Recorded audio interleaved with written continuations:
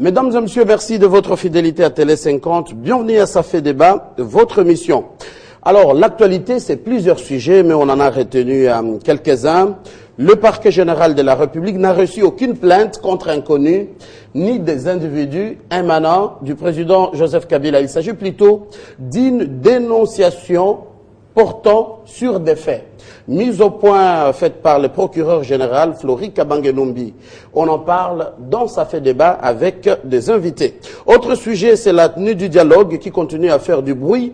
Beaucoup de divergences d'idées, dialogue évoqué pour la énième fois par le président Joseph Kabila, c'était lors de son discours à la nation à l'occasion des 55 ans d'accession à la souveraineté nationale et internationale de la RDC. On en parle dans Ça fait débat avec Alain Atundou Liongo, il est cadre au sein de la majorité présidentielle. Merci d'avoir répondu à notre invitation. Merci.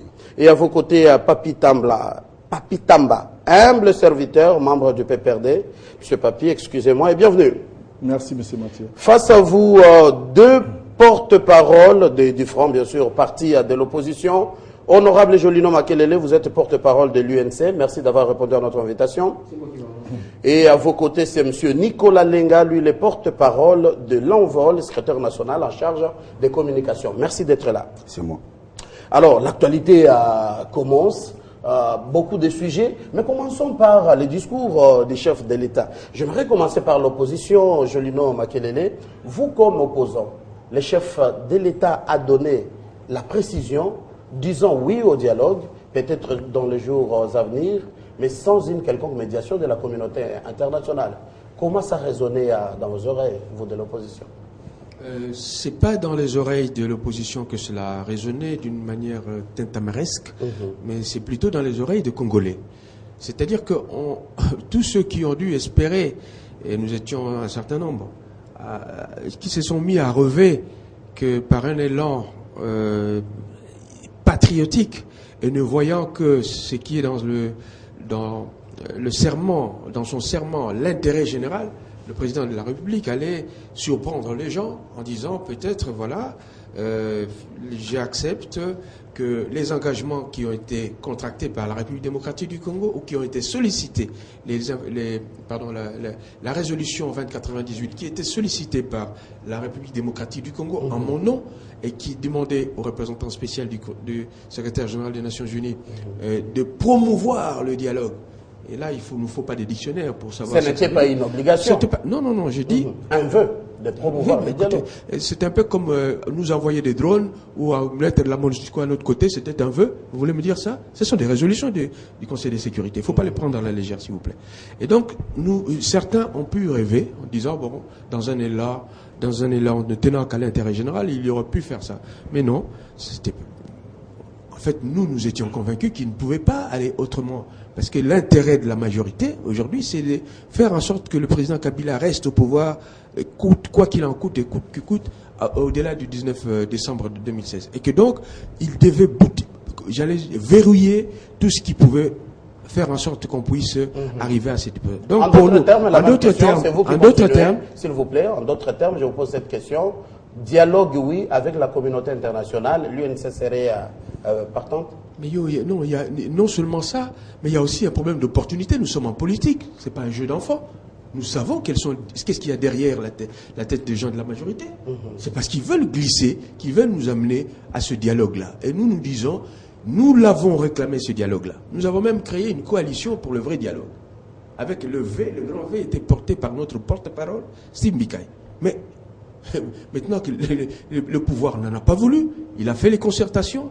Après 2 ans, et puis c'est d'une tristesse, j'ai mal à mon Congo. Quand je vois que 2 ans après, un cénacle qu'on avait annoncé comme étant, j'allais presque dire, le sésame en matière politique, des résolutions du problème, 650 résolutions, près de 100 jugés prioritaires, et rien de tout cela, moins de 20% d'exécutés, et moins de 2 ans après, on dit, ça va, nous acceptons le dialogue. Et en prime, on veut être un peu malin en nous disant c'est ce que l'opposition avait demandé. L'opposition l'avait demandé avant les concertations. Pourquoi ils n'avaient pas saisi cette perche? Non, c'est parce que, tout simplement, il y a la manœuvre en vue. Et nous, au fond, je dis, pour le fond, on va y revenir, nous disons, il n'y a pas matière à mettre dans le dialogue qui puisse, tout ce que le président a cité, les obstacles, les fameux obstacles. Mais on se demande dans quel pays nous sommes. C'est quand même le président qui est le garant de la du respect de la Constitution. Et lorsque la Constitution confie des missions à la CENI, et des prérogatives au gouvernement pour mobiliser des fonds, au Parlement pour faire des lois, je ne vois pas quel autre cénacle peut prendre des décisions qui puissent, comment dirais-je, influer sur l'indépendance des D'accord, on revient à vous tout à l'heure, mais j'attends dire qu'il est le garant de la nation, dans chaque domaine d'ailleurs. Alors, Alain Atundou, vous avez suivi vraiment un point de vue de l'opposition, pas d'accord avec le dialogue, sans aucune médiation internationale, vous, comme quelqu'un de la majorité présidentielle. Excusez-moi, s'il vous plaît. J'ai dit, pour nous, il y a un problème. On n'en est plus au dialogue avec la communauté internationale. Nous disons, ça devient inopportun, parce qu'il y a de la manœuvre en vue. Nous l'avions demandé avec la communauté, on n'a pas saisi la perche, et maintenant nous disons, non, c'est trop tard. Laissons les institutions concernées, CENI, gouvernement, Parlement, faire leur travail. Quant à Béni, la guerre, c'est pas le dialogue qui va produire les fusils, ni les cartouches, encore moins les blindés. Allez, Antoine. D'abord, ce n'est pas le point de vue de l'opposition, c'est le point de vue de l'UNC. Parce que les oppositions ont plusieurs points de vue. Ah, voilà. Certains sont pour le dialogue, certes d'autres pour le dialogue avec la communauté internationale et d'autres enfin, les radicalistes ne sont pas pour le dialogue, ils trouvent que c'est trop tard. Alors je ne sais pas s'il est trop tard de défendre les intérêts du peuple congolais. Ah, voilà. Le dialogue est un principe de gestion interne de l'opinion de la classe politique. C'est un modus vivendi et même operandi. Et donc, les élections peuvent se tenir aujourd'hui et demain, et même pendant que les élections se tiennent, bien, il peut y avoir dialogue. Donc, je crois qu'il y a... Il n'y en a jamais eu un dialogue de trop. Non, il n'y en a pas. Je dis le dialogue, d'abord, c'est le principe actif de toute société. Une société qui ne dialogue pas ne mérite pas ce nom-là. Et c'est souvent, ça va à l'implosion. Et donc ici, je crois qu'il faut faire la part des choses entre les frustrations personnelles ou d'un groupe, de ne pas s'imposer en tant que majorité au sein de l'opinion et au sein de l'opposition, et l'intérêt bien compris de la République et de la population en face des défis que constituent les handicaps que le président a énumérés en conclusion de ces consultations avec la classe politique. Ça d'accord. Alors, on va prendre encore quelqu'un de l'opposition, M. Nicolas Lenga. Vous êtes porte-parole de l'Envol. Quand vous suivez votre confrère Souffré pour le mot de l'opposition avec cette position, ne craignez-vous pas de tomber dans le même piège de cette politique de chaises vides? On a vu l'UDPS en 2006 qui a regretté peut-être après de n'avoir pas participé aux élections présidentielles, et même l'UNC, ni de concertation ni de consultation. Encore le même piège. Non mais écoutez, j'aimerais dire ici que l'Envol a toujours pensé que le dialogue est un mode de communication en démocratie. Donc il ne faut pas mystifier le dialogue. Mais seulement il ne faut pas en faire un événement non plus. Comme l'ambassadeur l'a dit, on peut dialoguer pendant, avant et après les élections. Mais il ne faut pas en faire un événement. Donc, dans la manière de faire maintenant, dans le format du dialogue Made in Chef de l'État, cela sous-entend un préalable aux élections.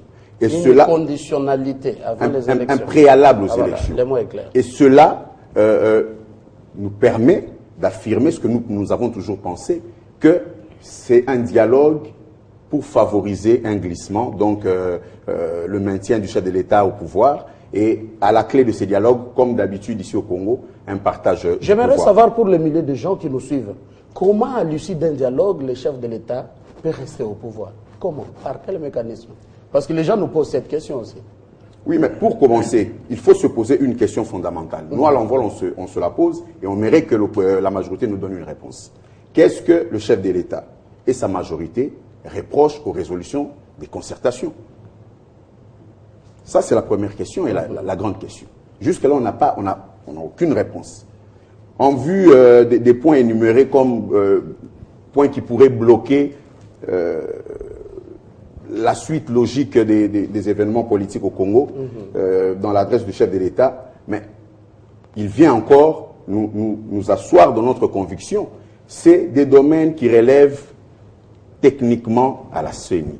Ce sont des domaines éminemment techniques qui relèvent de la CENI. On ne voit pas pourquoi le chef de l'État va venir s'ingérer dans des domaines qui relèvent d'une structure bien en place. Est-ce une ingérence ou il est garant de la nation? Non, mais être garant de la nation ne veut pas dire prendre la place et agir en lieu et place des institutions que la Constitution... A-t-il agi? Mais le fait de vouloir réunir les gens pour faire le travail qui revient à la CENI, c'est de l'ingérence. C'est de l'ingérence. Vous n'aurez pas de discuter bien avant, par exemple, de l'ordre du jour? Est-ce une ingérence? Ou ensemble, vous allez tabler même sur l'ordre du jour et autres? Mais Mathieu, quand, lors des consultations, le chef de l'État invite ceux qui voulaient y aller, pour l'envol, on a décliné l'invitation. Je me repose encore une question de logique et j'aimerais qu'autour de cette table, on puisse y répondre. Lorsque on invite une personne, la logique veut que l'on dise à la personne pourquoi elle est invitée. Et non l'inverse. Pourquoi inviter quelqu'un pour que la personne vienne vous dire ce qu'elle pense d'une réunion qui n'a jusque-là aucun objet? Alors, ma question... Nous voulons, permettez-moi de terminer, nous voulons rappeler à l'opinion que en matière politique, il faut toujours diagnostiquer sur le principe de l'opportunité de l'action politique. Hier, c'est vrai, nous avions demandé ce dialogue, mais aujourd'hui, au vu de l'évolution de la vie politique au Congo, nous estimons qu'il n'y a plus opportunité pour ce dialogue. Ah, d'accord. Alors, ma question, c'est quant à votre stratégie de politique de la chaise vide. Avec ou sans l'UDPS en 2006, le pays a avancé. Avec sans l'UNC aux concertations. Oui, d'accord. Vous ne tombez pas dans le même piège aussi? Non, mais aujourd'hui, l'avenir donne raison à cette opposition-là. Le pays a avancé, mais dans quelle direction? Si hier, on avait écouté, on ne serait pas là aujourd'hui. On est où? Mais on est dans une sorte de cul-de-sac, on est dans un méli-mélo, et on veut un dialogue pour le dialogue. Ah, je vais poser cette question directement à quelqu'un de la majorité. Je ne sais pas si vous cautionnez ce qu'il dit. On est où en ce moment? On est là où se trouve la République démocratique du Congo. Ça, M. Mathieu, il y a une chose qui commence à gêner un peu. C'est cet arrêt sur image que notre opposition essaye de faire. On ne peut plus parler d'aucune matière dans ces pays sans que cela concerne la personne de Joseph Kabila. Ça commence à devenir un peu gênant. Nous sommes des acteurs politiques où je pense que dans nos interventions, quand nous devons parler pays, nous pourrions un peu impersonnaliser les débats.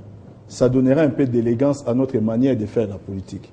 Parce que lorsque on essaye de présenter soi-même certains griefs, par exemple, pour les jeunes mineurs, l'enrôlement, par exemple, pour les jeunes mineurs, des nouveaux majeurs plutôt, lorsqu'on présente cela comme grief, je ne pense pas que c'est un débat qui touche la personne de Joseph Kabila. Ça, d'accord. Plusieurs matières qui sont abordées. Et laissez-moi vous dire une chose ici. Lorsqu'on vous donne l'invitation, il faudrait qu'on dise l'objet de l'invitation. Ne prenez pas des Congolais pour des moutons, puisqu'il y a un émissaire qui a précédé avant cette invitation, mais deuxièmement. Et qui a été reçu. Ne nous faites pas croire, cher monsieur, que vous qui avez décliné l'invitation, vous êtes plus opposants que ceux qui sont partis. Nous devons être un peu humbles dans la vie. Nous devons être humbles pour ne pas penser que les bonnes idées naissent forcément dans nos cerveaux. Que ceux-là qui sont partis ne représentent plus absolument rien par rapport à nous qui sommes restés. Ça, c'est, je pense que l'ambassadeur Atundu ici a essayé de bien présenter les tableaux. Mais laissez-moi dire une chose, M. Mathieu. D'accord. Par rapport à ce que John Makele vient de dire. Vous êtes journaliste, je pense que je connais votre niveau de professionnalisme. Merci. Vous pourriez aussi aller un peu dans les archives. Vous savez, quand nous parlons aujourd'hui de l'accord cadre d'Addis Abeba, nous prenons la résolution 2098, il y a des précédents.